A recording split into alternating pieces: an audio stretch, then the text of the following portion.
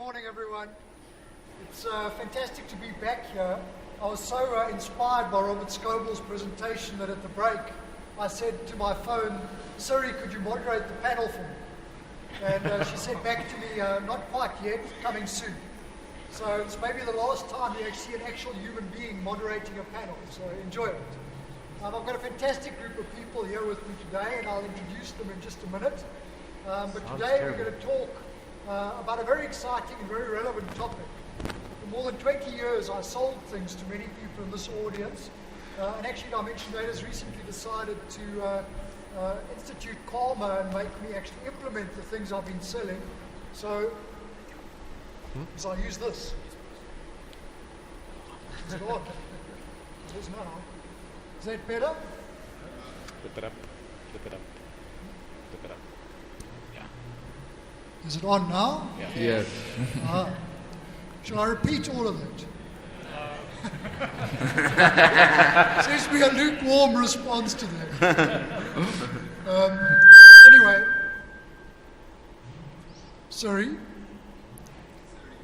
Siri. I asked Siri at the break, I was saying whether she'd moderate the panel for me. She said that feature's only coming in a couple of months' time after Robert Scoble's presentation. So fortunately, you've still got a human moderator here and human panelists. I think the panelists may be harder to replace, but I'm starting to think that panel moderators may soon be replaced by robots. I've got a great panel with me here today, and I'll introduce them in just a minute.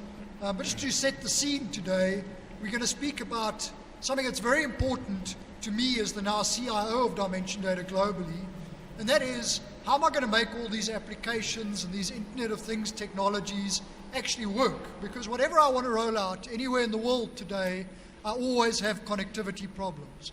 It never quite seems to work as it should. Everything that everyone promises never quite seems to connect just as seamlessly as it should. And that's what we're going to talk about today, is this battlefield about Wi-Fi versus the GSM operators.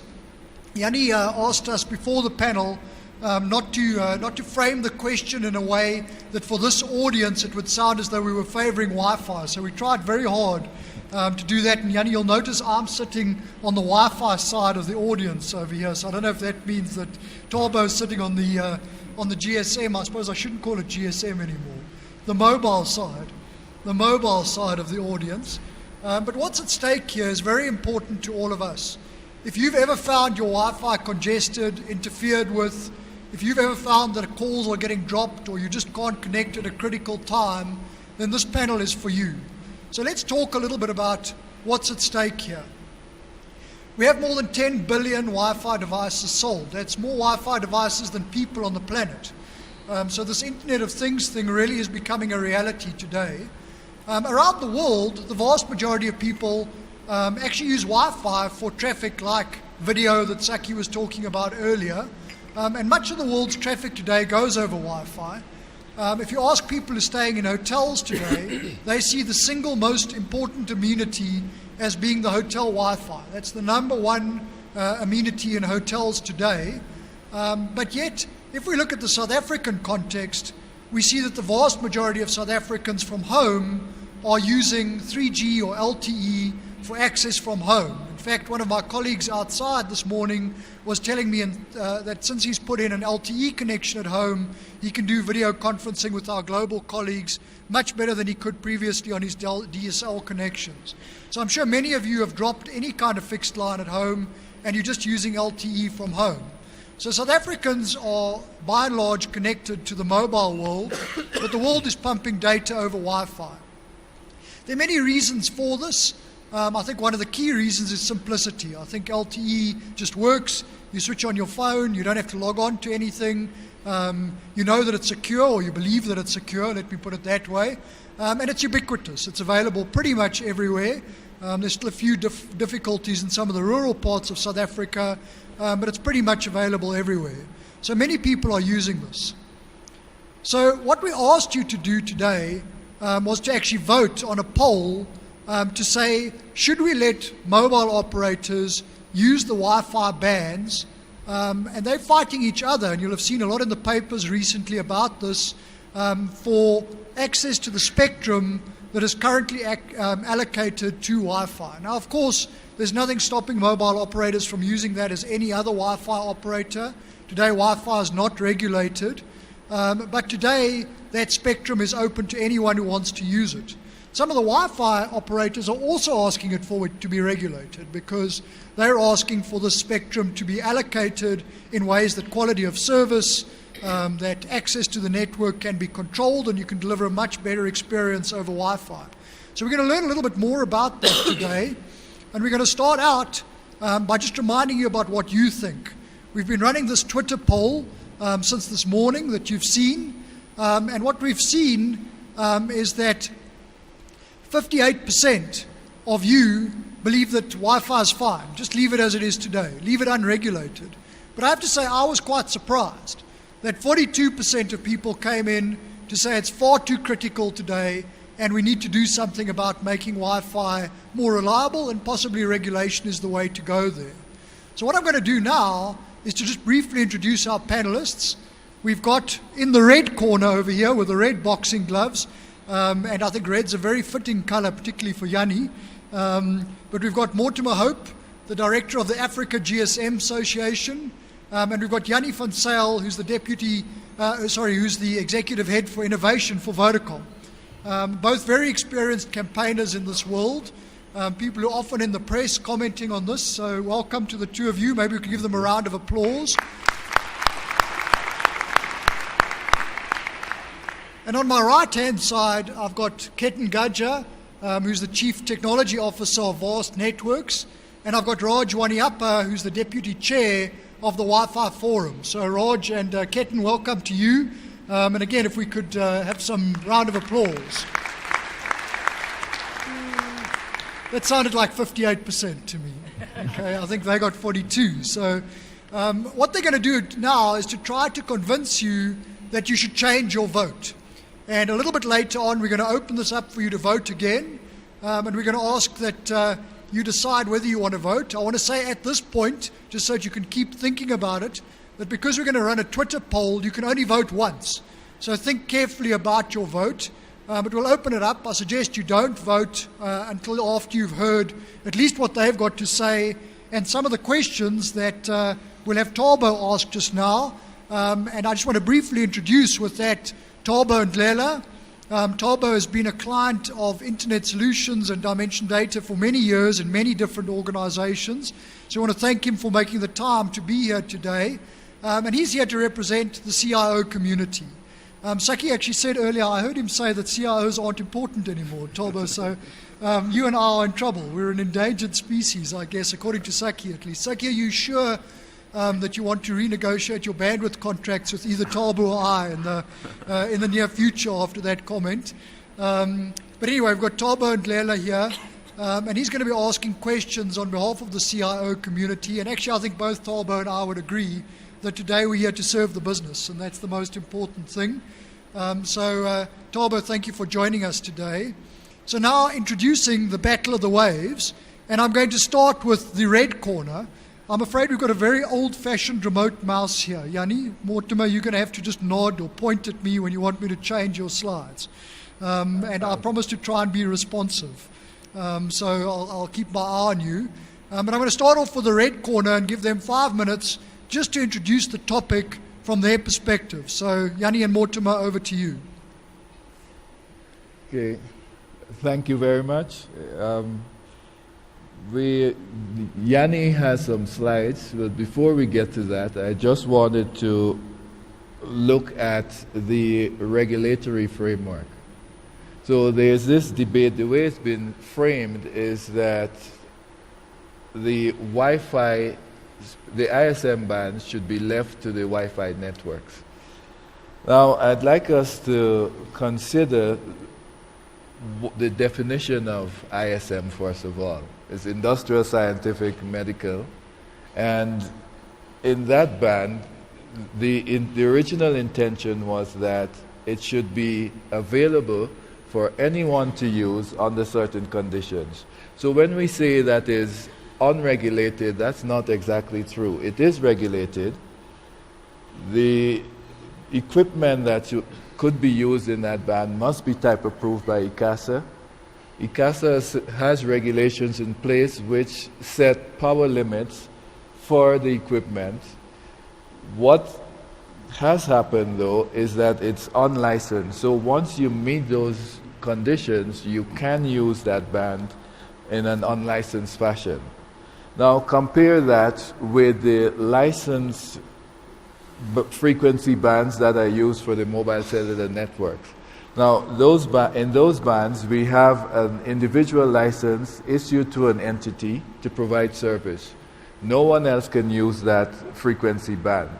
Now, the result of that is that you can guarantee the quality of service that you provide to your subscribers, and there's no one else who is going to use the frequencies. For the ISM bands, it's available to everyone, as I mentioned before, and it's not just ISM technologies that can be used in those bands. For instance, the 2.4 gigahertz band. You have devices that your microwave oven at home, for instance, operates in that band. So you have other devices operating in that band. It's very congested. As time goes on, you have consumers using other devices there, like your Wi-Fi router. All of these are in this band operating there. The band becomes congested, and it's very difficult to guarantee the quality of service that you provide there.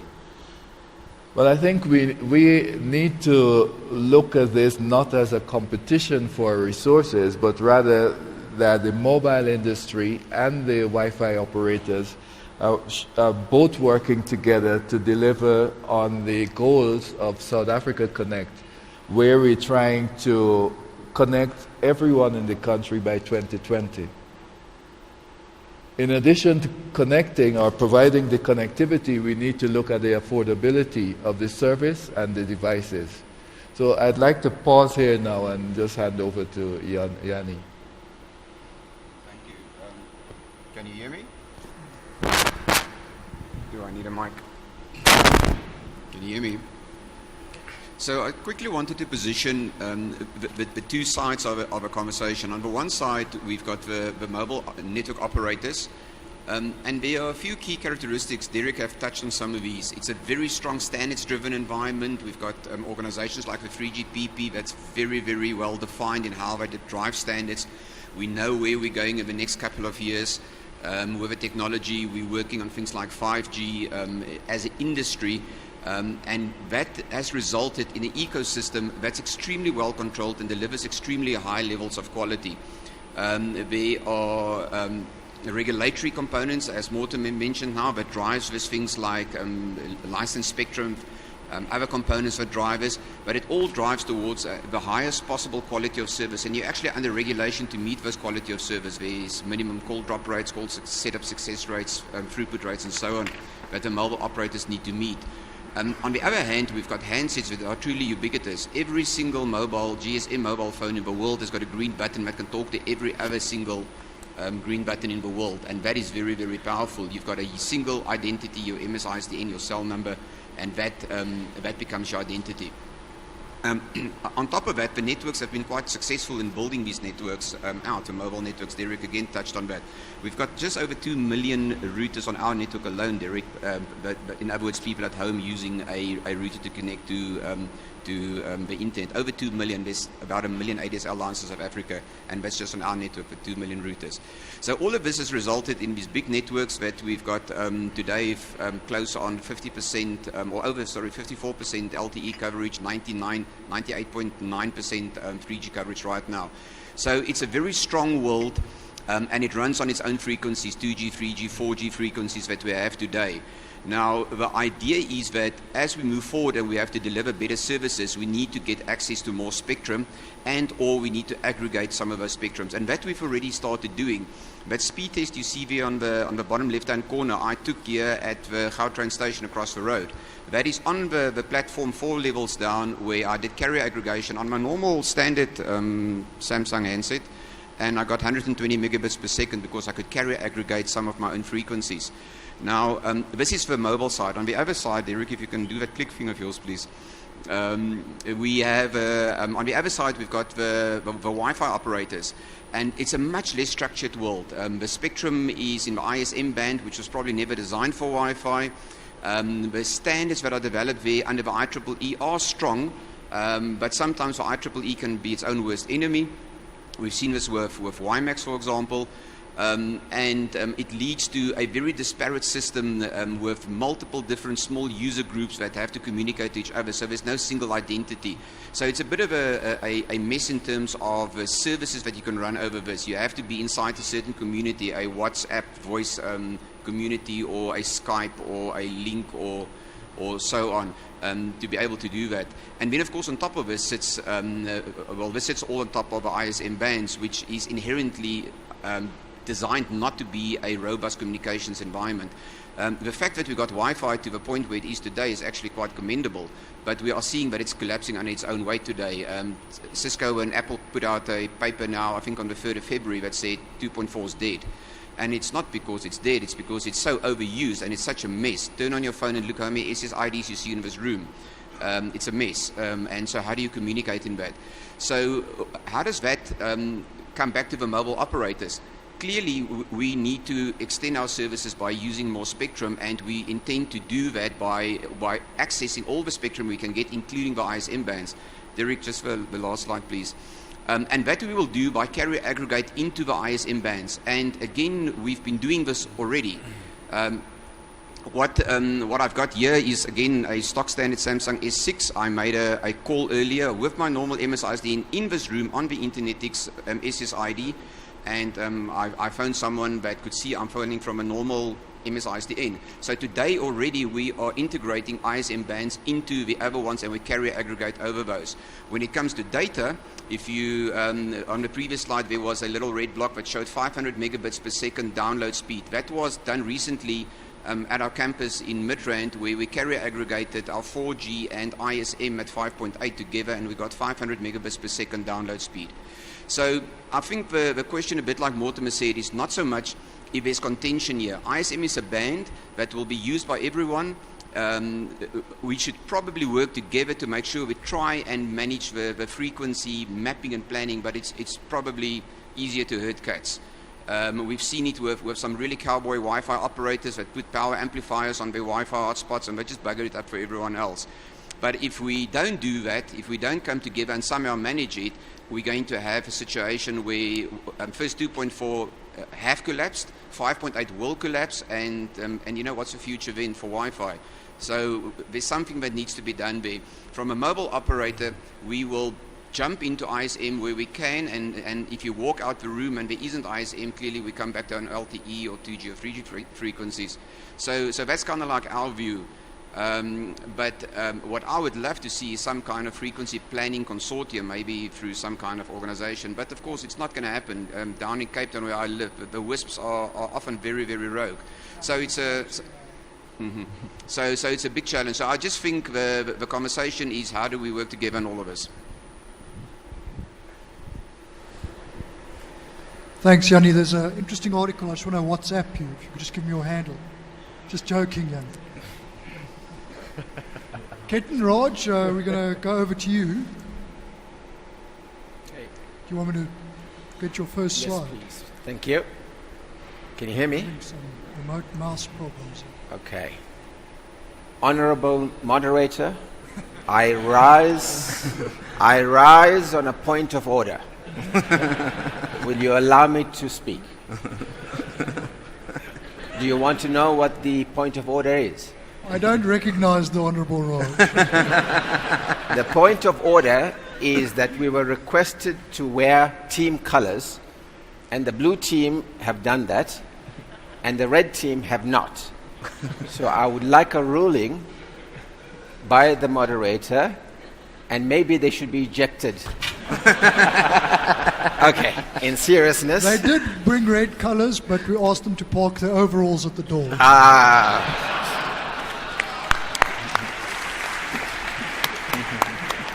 Okay, so I represent the Wi-Fi Forum of South Africa, which is an industry body that basically looks at the interests of Wi-Fi stakeholders. And to be quite honest, that includes people like Yanni, the mobile operators. So I have to be careful about not saying anything bad about them. But the organization advocates self-regulation. So as Derek said, self-regulation does not mean no regulation. We define it as a little bit as light touch regulation. So basically whatever suits the Wi-Fi operators. Because there is an issue at the moment with rogue operators, interference, equipment that's brought into the country, which is old, dumping ground, for older technologies, and that they don't have the latest types of things like channel hopping and frequency hopping, and it results in interference. And the moment that equipment is used in facilities like this, the Wi-Fi doesn't work, and the Wi-Fi operators are blamed, whereas it's a single case of a user. So, as you know, in South Africa, the ISM bands, 2.4 and 5 gigahertz bands, are unregulated or unlicensed. Let's call it that way. We are monitoring developments in Europe, in the EU, as well as in America, where the lobbying forces, as Yanni said, are calling for regulation in the ISM band. What we don't like is they are asking for specific bands, especially in the 5 gig, I think the 5.15 to 5.35, and then another range above it, which are going to be exclusively used for things like LTE U, Yanni, which I didn't hear you mention, LTE unlicensed, which now, because that was a bad word, has now been called LLA, license assisted, which takes away from the fact that it's actually operating in unlicensed band. So for us, we do not subscribe to the idea, as in the EU, where there's going to be two classes licensed, class 1 operating one band, and class 2, which is a lot more regulated. And the reason we feel is that currently, in a way, despite what Cisco might say, it is working for us. Next slide. So the other thing is hands-off Wi-Fi GSM mobile operators.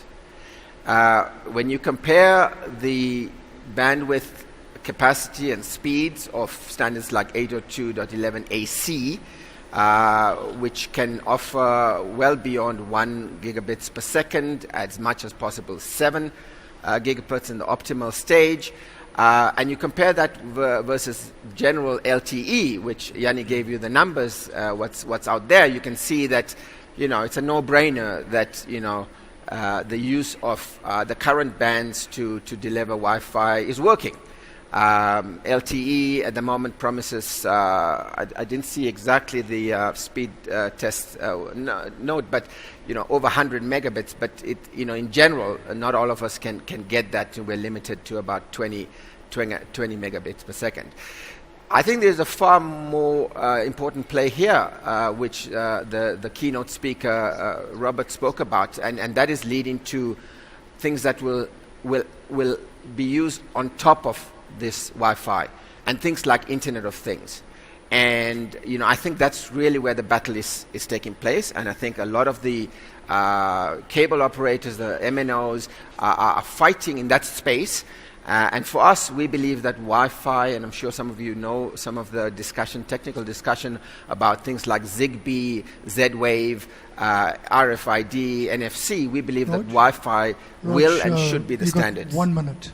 Okay, I'm done from my side. I'm over to Ketan. Never go second. Thanks, Raj. So, can you hear me? Yes. So, I represent a business called Vast Networks. We operate Wi-Fi networks nationally across Africa. And I think it's important to understand where Wi-Fi came from and where it's going. I think Wi-Fi started in 1997 with a 2 megabit service. And today, as Raj mentioned, you can get 1 gigabit links in consumer devices. And Wi-Fi chipsets are a few cents to include versus cellular radios. So you're seeing Wi-Fi almost first and mobile second from the device availability perspective. I think as the technology's evolved, so too has the use of Wi-Fi and its commercial applications.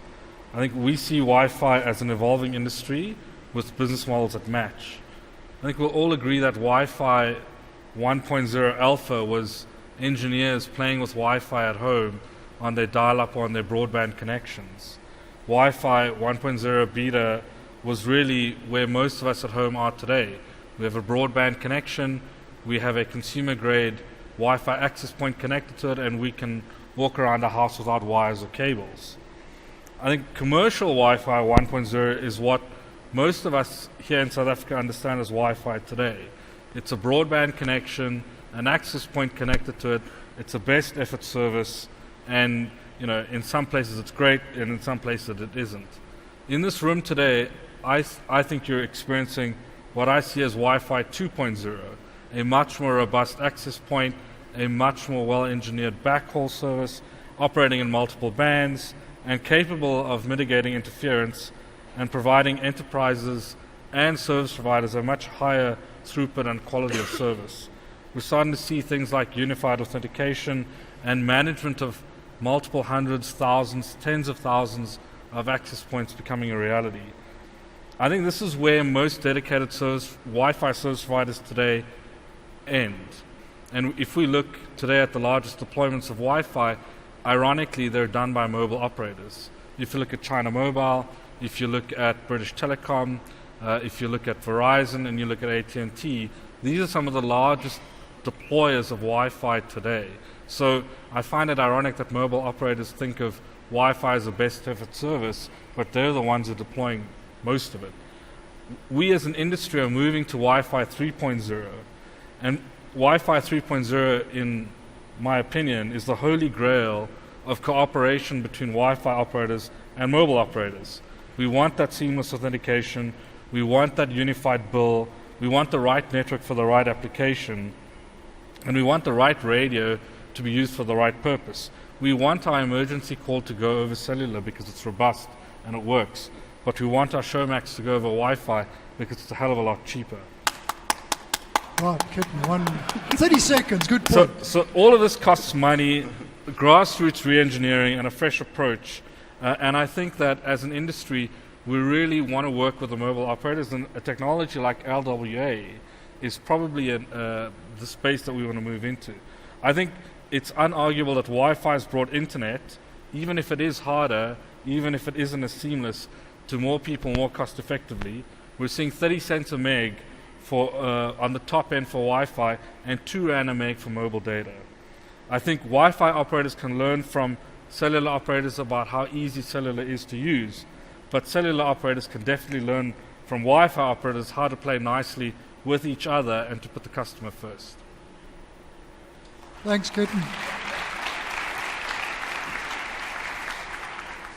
So just a reminder from my side, we'd really like to get your opinion. So if you could just search in Twitter for @Internetix Live, if you haven't done that yet, you'll find the poll, and you can only respond to the poll once. So we'd like to get this data. The team will be putting it up at the end of the day. Internet Solutions also undertaken to write a paper incorporating all of your comments, the polls both before and after, and also the comments from the panelists. So Internet Solutions will be making that paper available to all of you. I don't know, Roger, if I can commit to a time, but over the next couple of weeks. So now I want to hand over to Thabo. Thabo, you live this every day. I guess you today are working for a company that manufactures a lot of things that we all enjoy consuming. But you previously also worked in the hotel and the banking industry, and I'm sure you've seen Wi-Fi from all perspectives. And we'd like you to ask the panelists some questions on behalf of all of us. Thanks, Eric. I don't know if I'm coming out. So I guess I got to start with the red team, really. We've seen mobile operators now trying to get themselves in a position where they continue to benefit of their network. Now we have over-the-top services like WhatsApp that's been introduced, and obviously they are depleting revenues. Now the question is, with the mobile operators wanting that to be regulated, what do you advise a CIO like myself who like to most probably use Wi-Fi calling as a service? Should that be regulated? Should that be regulated as well? I think take the the regulation question. Yeah. Okay. So the position of the GSM Association is that the OTT services such as WhatsApp, we don't want them to have additional regulation. We're saying that the service, we should look at the service, not who is providing it. So if it's a voice service, then the same rules should apply to the service, irrespective of who the service provider is.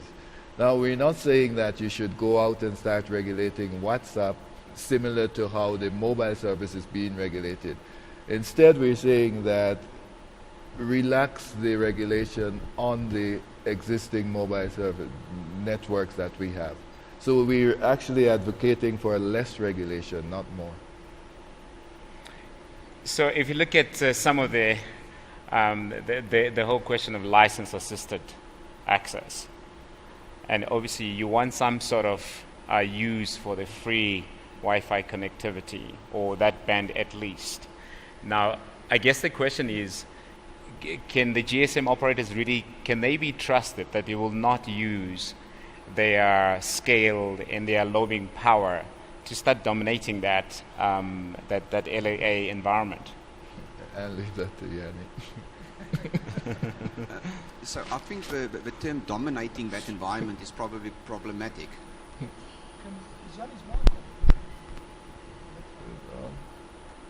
I think I'm being muted here.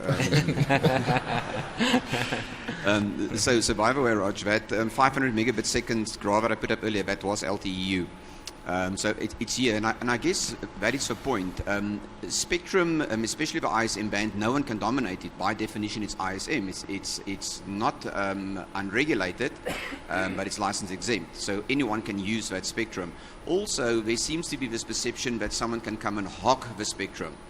Spectrum, by definition, and the way radio access networks work, access the spectrum when it's required, and then don't access it when it's not required. So I don't think the GSM, unless there's some funny moves afoot, definitely not in South Africa, where the operators are lobbying the regulator to say license and regulate ISM. By definition, it's ISM. It's unlicensed. It is regulated. What might have to happen is that some of the operators in those bands should be checked up. These guys that buy these 500 watt amplifiers or 5 watt amplifiers, which you can buy in a shop on the street and put on your Wi-Fi hotspot. That is one of the big problems. I think the better question is, how would an enterprise service, so people in this audience, how would they perceive a service? By all means, CIOs like yourself want to use a OTT voice service inside your organization, and you're probably already using Link and services like that at the desktop. So it's not so much that kind of service that we're talking about, or what we're talking about, but it's a mobile service where if you walk into your office building or into your home for that matter, that your MSISDN still works. And you will probably have a different commercial model inside your own building when you're running those calls over the internal Wi-Fi networks, because Wi-Fi in a voice environment is very good for in-building coverage. That's where the Wi-Fi networks are deployed. No one builds Wi-Fi networks out in the sticks. It's the 3G and 2G and 4G operators doing that. And then when you walk out of that building, that you can continue on that call on the same MSISDN. So I can get hold of Tabo in his car, in his office, or in his home, irrespective of what the best possible frequency is. That's the convergence that LTEU and unlicensed assist kind of spectrums will give us. So I think there's a desktop version, which is probably what you've already got in any case in place today. And what we're seeing coming is bringing Wi-Fi into the mobile environment as a bearer, not as a service, but as a bearer, as a frequency. And giving all those advantages that the mobile give you, the security and so on, and the single MSISDN, the single user ID, your green button always works. Are they two in contention, or are they complementary? I do think if you do the mobile one right, that some of the desktop services could be displaced. Why do you still need a desktop phone? If you're doing a VC on your PC, of course, you will have some kind of connectivity, but already Link does it today again for you. I can't get hold of you on your mobile number, I can switch over to Link. So I think they can mutually coexist, and they will be for different applications. The biggest challenge we have today as Wi-Fi, as a bearer for a quality voice service, is footprint. We probably, I don't know what the number is, I don't know anyone knows the number, probably less than 1% of the population is covered by Wi-Fi in the way we measure coverage, whereas with 4G it's 50-something%, and 3G it's nearly 100%. So until Wi-Fi networks are built out to the point that they can become ubiquitous, and that's going to cost a hell of a lot of money. We're talking about tens and tens of billions of rands to build those networks. It makes more sense to let your mobile that's already got that coverage where you need it, then also incorporate that. And as I said earlier, when I held up the phone, I was that's an actual phone. This is an LTE phone. It's a standard Samsung S6 with a firmware in it, and it works. It hands over onto Wi-Fi when it needs to. We've built that big Wi-Fi offload network at Loftus. It's seamless handover between 3G and Wi-Fi, or 4G and Wi-Fi. There's no authentication issues. It's all ePSIM. So all that is all in place today. So I do think one can make these things work together. But I don't think that the current Wi-Fi based services can today give a quality of service that the mobile services can. Okay. No, thank you. Now let's check with the blue guys. Now, I mean, we spoke about, obviously, mobile is easy to use and to connect to. It's consistent. It's got a wider coverage, as Jan has actually commented. And why would we believe the Wi-Fi industry about seamless and better connectivity when we have been speaking about things like Passport, things like hotspot? And I think we've been speaking about Passport for the past 2 years, but the seamless connectivity. Wi-Fi is still cumbersome. You have to connect, you have to authenticate. And I don't know what would be your response to that. So I'll pick that up as an operator. I think it's a great point, and it's one that we'll absolutely concede. Mobile is definitely easier to use. So why are people using Wi-Fi? Well, for one thing, it's a hell of a lot cheaper. I think the second thing is the throughput that you get out of it is consistent. So you're not seeing it's less of a battle in that enterprise environment what the throughput you're going to get. Generally speaking, what you have on the back end is what you have to your device.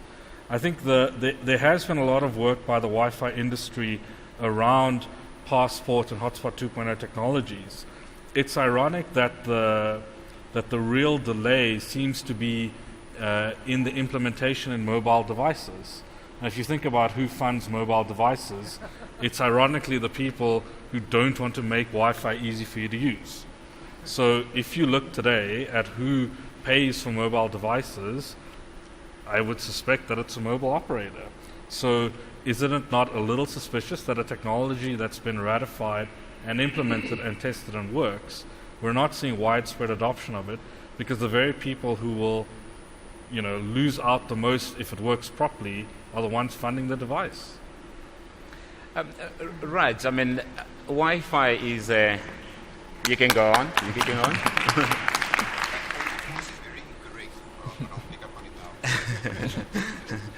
So Wi-Fi is kind of like perceived as an access network as opposed to an end-to-end network. So it's a sort of a part of a fragmented network. There's a backbone to it, there's an access network. Now, maybe the question is around privacy and security, the data that actually flows through it.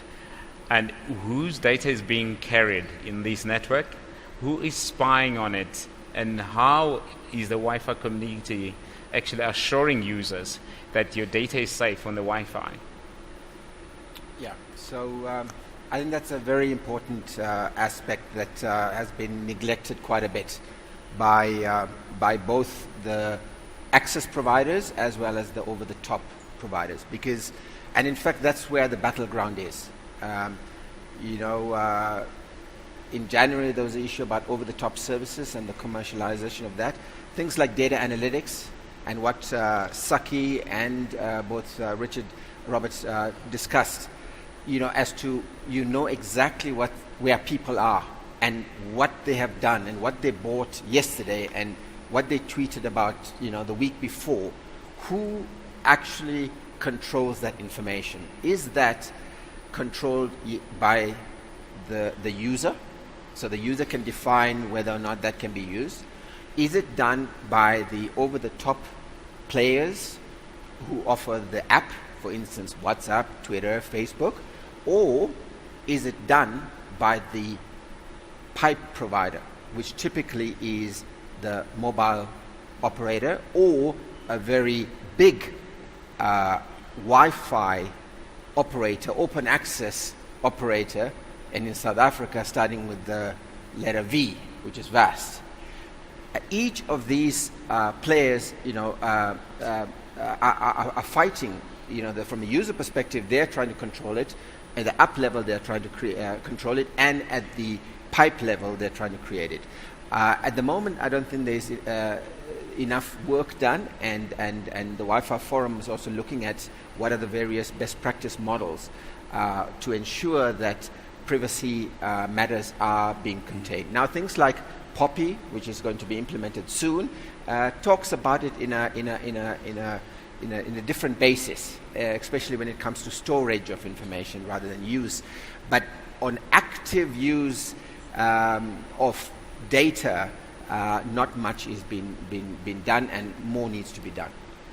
So if I could just interject, I think your point of departure needs to be that none of us rush out to go buy the Nokia 3110 anymore, because that's the device that only made and received calls. Today, you're being snooped on by multiple entities in multiple locations. So let's leave the network operators aside for a second. I think you have device manufacturers who are snooping on you. You have OS manufacturers who are snooping on you. You have multiple different entities who are in the flow of the data stream that you're using. WhatsApp, Android, Google, Apple, iOS, Microsoft, all of these entities are interested in collecting data on you.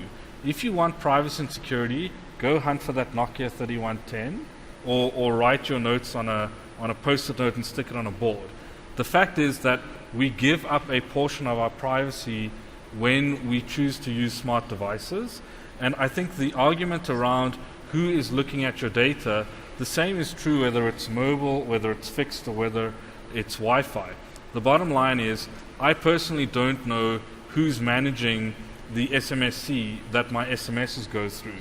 By the same token, I'm not going to necessarily send my confidential banking details through SMS. I'd rather pick up the phone, and even then, I'm not sure who's snooping in on that call. So I think the bearer that is being used is less of an issue than the appropriate use of technology. The minute we decide to use some of that technology, we give up some of our rights to privacy.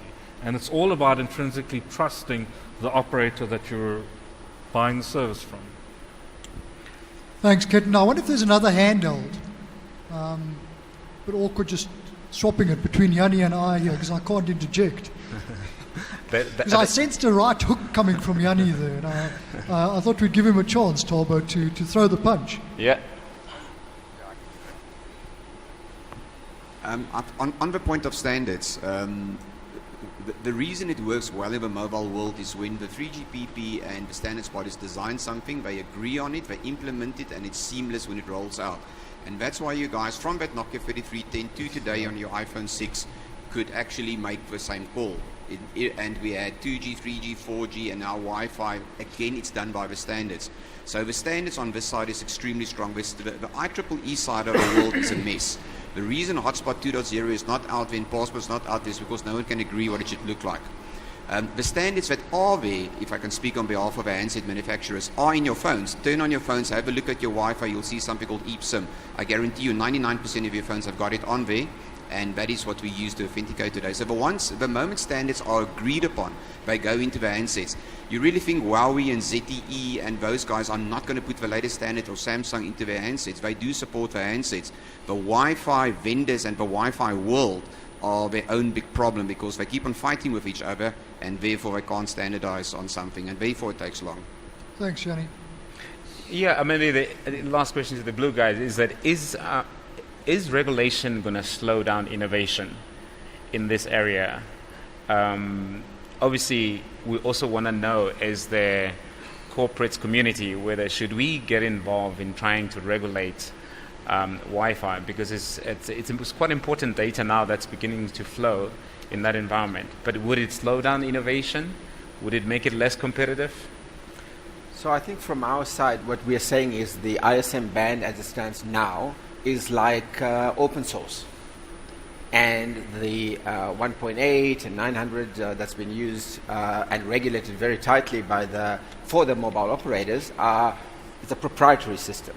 So trying to come down the chain, call it that way, to try and access and now start to regulate ISM band is going to, in a way, stifle creativity, but largely, I think, bring the commercials, into play. So at the moment, there's huge licensing fees, billions of dollars paid for 20 megahertz chunks, and if that applies to the ISM band, then the small operators are not going to be able to play at all.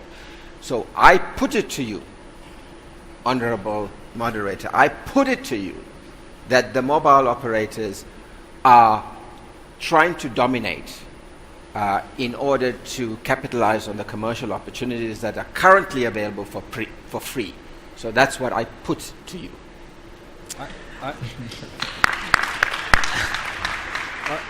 I think the point, the only point I'd like to make is that as an operator, I think the jury's out on regulation. I think you've pointed out that we've seen a lot of innovation, a lot of commercial focus, and a lot of dynamism in the environment precisely because there are so many operators. And I think that what we're seeing is that the jury is out on more regulation. We have the Citizens Broadband Radio Service, which was promulgated by the FCC in 2015. That's a brand new regime. We probably haven't seen it. We haven't seen equipment being deployed yet. And the honest truth is, we don't know what impact it's going to have. I'd flip it around to say, are enterprises willing to pay more for the Wi-Fi service that they have? Why are you not running out deploying LTE everywhere? I'd argue that it's primarily because of cost and efficiency less so. So we all agree that mobile and LTE is significantly easier and possibly more efficient. But why are you deploying Wi-Fi? You're deploying Wi-Fi because you can control it. You're deploying it because it costs a hell of a lot less. So are you, as an end user, willing to give that up in order to get that predictability that comes along with a very nice commercial price? The price of data has been dropping. And I think there's much more thought about Internet of Things, machine-to-machine connectivity. And to his point about the cost of corporates actually allowing connectivity, what are the mobile operators actually doing to meet that new demand of machine-to-machine connectivity? So I think an important point is to understand the difference between in-building and then in a wider area. It's very easy to contain your costs and run a Wi-Fi based network when you're in building. And that's why typically Wi-Fi is perceived to be very inexpensive or even free. Nothing is free. Vast is in the business of selling Wi-Fi. They make money off Wi-Fi, so it's not free. So I think inside a building, Wi-Fi stands extremely strong chance to become the dominant, or we saw the slides, we become the dominant IoT network. We've seen some excellent development, talk about innovation in terms of passive Wi-Fi, which I think could very easily supersede things like Zigbee and Bluetooth and so on as short-range technologies, but that will be in building. If you go into a wider area, we probably need networks that we don't have today. I don't think our 2G or 3G or even 4G networks were designed for very high connectivity numbers, low throughput, relatively low throughput, and in long range. We will see in the future new IoT networks that would be developed, to cover a city or to cover a suburb or so on. But in building, Wi-Fi is an excellent example. I just think there's a misperception being created that if your mobile operator supplies your Wi-Fi inside your building, or use your Wi-Fi, or work with you on your Wi-Fi, that suddenly it's supposed to be more expensive. It's the same Wi-Fi. It could well be your Wi-Fi that you use to do a LTE call over. It works over license and over secure and unsecure Wi-Fi networks, these technologies. I made that call earlier over the Internetix SSID here. There's not the scary thing that if a mobile operator start coming to you as a CIO and say, we can use your mobile phone inside your organization, that costs are going to go up. You wouldn't allow it in any case. You would try and negotiate a different commercial model. Right now, there are no commercial models for this. We don't know what it will look like. But logically, you're not going to pay the same call you will be willing to pay for while driving in your car when you're inside your own building. So there will be new commercials around that. I think we need to start separating Wi-Fi as service, as a lot of us know it today, from Wi-Fi the bearer. The mobile operators are looking at Wi-Fi as just another bearer. And then lastly, the 5G will hopefully fix all of this stuff, but that's far in the future and not 2 years away as we all think. Okay. Just lastly, I mean, you made mention of connectivity becoming a basic right, and I think we've heard the government speaking about everyone being connected, by 2020, I think. Now, what should we be advising the government? I mean, what should they be investing more in? Should we be leveraging the mobile networks? Should we be leveraging the fiber and Wi-Fi? What would you advise? Well, I think we should use whatever technology is available and which is suitable to the conditions. So where Wi-Fi is available, use it by all means. But as Yanni pointed out earlier, it's not very widespread currently. So we need to extend it further. The mobile network is available. We need to ensure that we have mobile broadband covering the country. Now, once that's in place, you can look at increasing the speeds by using various technologies. To do that, we need to get additional spectrum. And I notice we seem to be concentrating on Wi-Fi and ignoring the elephant in the room, is that there is a shortage of spectrum right now, and we need to address that. So right now, what this debate is about, Wi-Fi, but there are other frequency bands that we can consider, that must be considered. The digital dividend. We need to ensure that we complete digital migration and license that spectrum as quickly as possible. Then maybe we will not be having such a debate about hands-off of Wi-Fi bands. So, yeah. Unlicensed, that's good. Tomo, thanks very much. Thanks very much to the panelists. I think we're asking you a very difficult question, so I'm going to put the panelists on the spot because I must say I'm a bit confused about this question because sometimes I hear the Wi-Fi guys want to regulate things and GSM guys don't want to regulate things. I'd ask you all to remember that licensing and regulation are not the same. Licensing typically means only one party has access to the spectrum and they've bought it and they can control it. Regulation means that there's some level of control about how the spectrum can be used, what equipment can use it, etc. So this question's about regulation. And I'm going to ask the panelists, I'm going to put them on the spot to help you out. We've got a Twitter poll here. It says, it's fine, leave it, don't regulate it more. Or it says that it's too vital, it needs to be regulated. So you're only allowed to go with one, we'll call one the top question, or two. You're not allowed to explain. There's no more explanation. You've had your chance to explain. So, Raj, is it going to be one or two that you want the audience to vote for? Derek, I don't even see a two. The one is the top. Raj. It's number one. I don't see a two. Okay, fine. Number one for Raj. Number one. Number one. Yanni? Do not regulate it, but police it. That's a bit of a cop-out there. That's three. That's three, yeah. Mortimer?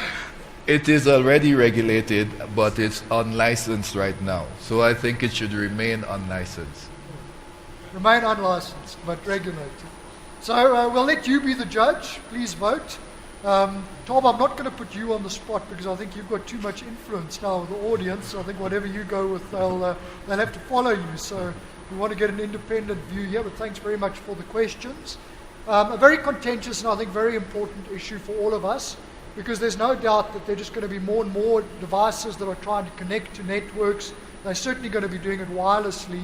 The question is how are we going to control that and make sure all those devices get the bandwidth they need when they need it and that we're all able to benefit from those devices. I just want to thank once again the panel members, to Raj and Ketan, the blue team, thank you very much.